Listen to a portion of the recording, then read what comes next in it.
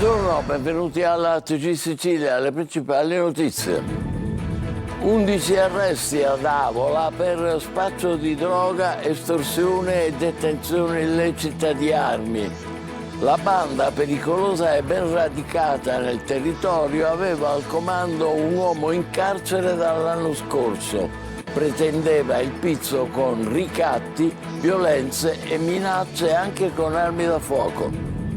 A Favara cani molecolari in ogni anfratto e motovedette in mare nelle ultime battute alla ricerca della donna dispersa nel nubifragio di una settimana fa. Domenica la mobilitazione si arresterà.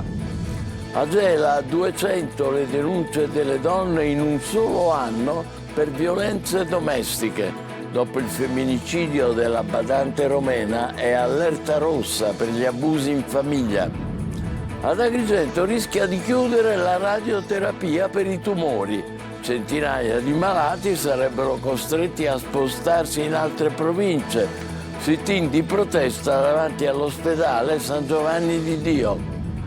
Caso Visodent, il Tribunale di Catania blocca il pagamento delle rate a uno dei pazienti dei centri dentistici scomparsi da un giorno all'altro. Proposta di compromesso per tutti gli altri.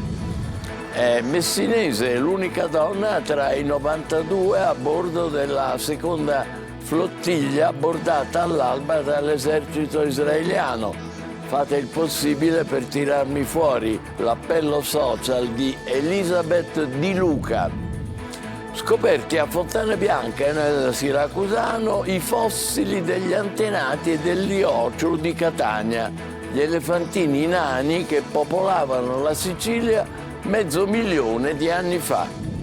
Calcio, il Catania riprende gli allenamenti di gruppo in vista della trasferta a Giuliano. Campani motivati dopo il pari a Trapani, ma l'attenzione è anche per i successivi 2 match interni con Benevento e Salernitana.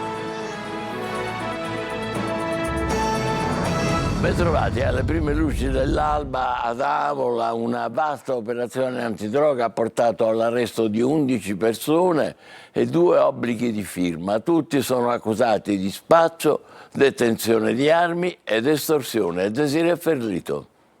11 arresti e 2 obblighi di firma è il risultato della vasta operazione antidroga condotta dalla polizia ad Avola, nel Siracusano. Per tutti l'accusa è spaccio di sostanze stupefacenti, estorsione e detenzione illecita di armi. La piazza di spaccio, attiva a qualsiasi ora del giorno e della notte, aveva come base operativa l'abitazione di uno degli arrestati, non lontano dal centro storico avolese, e lì gli assuntori si rifornivano di cocaina, hashish e crack. L'operazione era iniziata nel 2024 con l'arresto di uno degli indagati di oggi, un avolese di 56 anni al vertice del gruppo che controllava anche altre bande di pusher locali. L'attività estorsiva veniva attuata quando gli assuntori non erano puntuali nei pagamenti delle dosi di droga e prevedevano minacce, violenze fisiche anche con armi da sparo e il ricatto di mettere a conoscenza i familiari e i datori di lavoro della loro dipendenza. Un gruppo, quell'arrestato, definito pericoloso e ben radicato nel territorio, in cui spiccava il ruolo apicale del 56enne. A Favara, ultime dolorose battute alla ricerca della donna dispersa nel nubifragio di una settimana fa. Sono entrati in azione i cani molecolari dei carabinieri. Sono 2 pastori tedeschi specializzati nella ricerca di cadaveri. Da domenica perlustrazioni sospese. Davide Sardo. Marianna Bellu è scomparsa il 1° ottobre. A Favara entrano in azione i cani molecolari dei carabinieri